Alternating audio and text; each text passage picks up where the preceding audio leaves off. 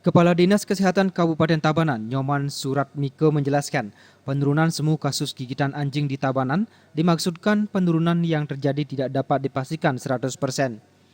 Pasalnya, berdasarkan pantauan di lapangan, kasus gigitan anjing mencapai 10 hingga 20 kasus per hari.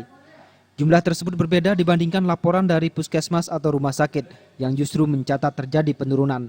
Kondisi tersebut terjadi karena warga yang tergigit anjing tidak langsung mencari VAR ke puskesmas atau rabies center lainnya, melainkan melapor ke petugas peternakan di kecamatan untuk tindakan observasi terhadap anjing yang telah menggigit tersebut.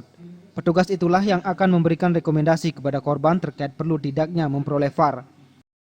Hanya saja dari laporan-laporan baik itu dari puskesmas maupun rumah sakit nampak kasus gigitannya menurun.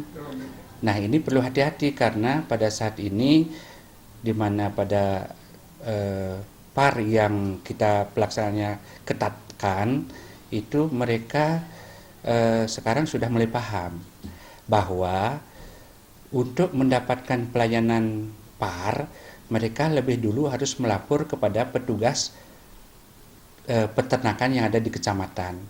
Jadi petugas peternakan yang ada di kecamatan inilah yang akan memberikan rekomendasi kepada pasien perlu atau tidak mendapat PAR. Nyoman Suratmike mengatakan ketersediaan VAR di Tabanan saat ini mencukupi hingga tahun depan. Kini pihaknya selektif memberikan VAR hanya kepada korban yang positif terindikasi rabies. Ngurah Wirawan dan Gung Krisna, Bali TV.